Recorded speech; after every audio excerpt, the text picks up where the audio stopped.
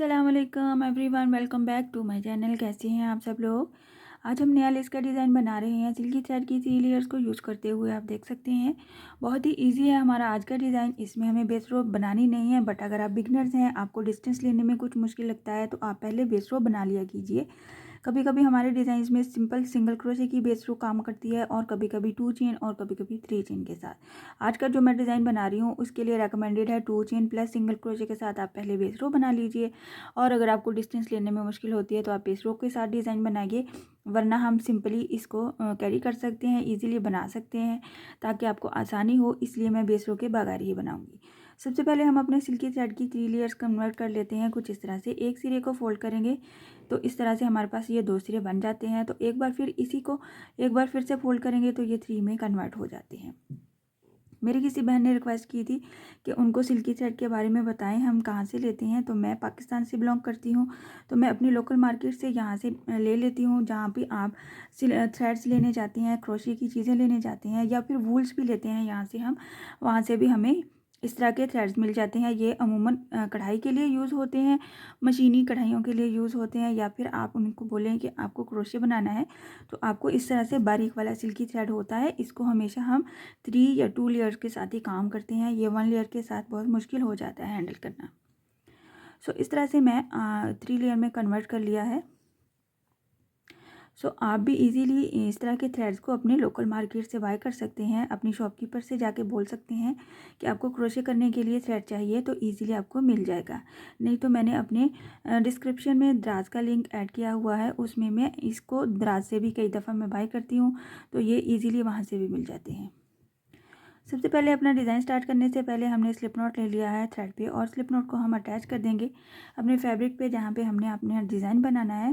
पहले से मैंने इसको फोल्ड कर लिया हुआ है और सिंगल क्रोशे की हेल्प से इसको अटैच कर दूंगी मैं।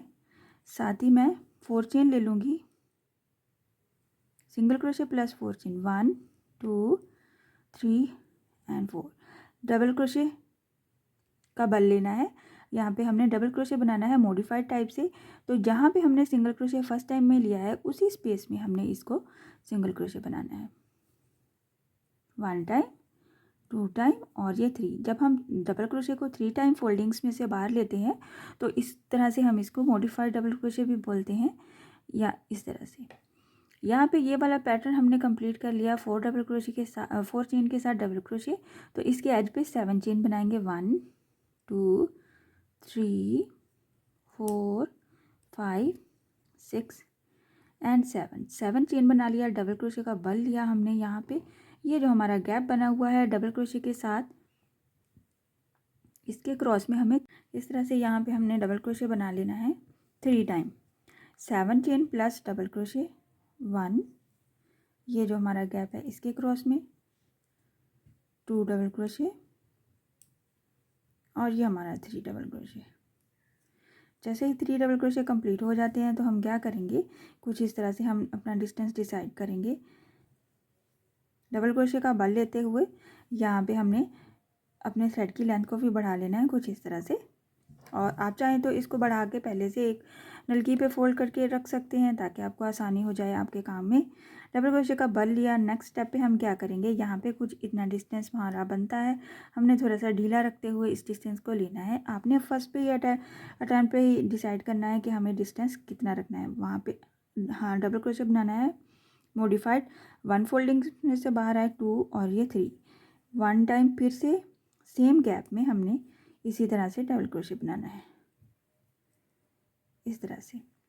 और इसके एज पे हम क्या करेंगे, 7 चेन बनाएंगे, 1 2 3 4 5 6 एंड 7। 7 के साथ ही डबल क्रोशे का बल ले लेंगे, और इस वाले डबल क्रोशे के क्रॉस में जो कि सेंटर बनता है 2 डबल क्रोशेस के, तो हम यहाँ पे बनाएंगे 3 डबल क्रोशे, 1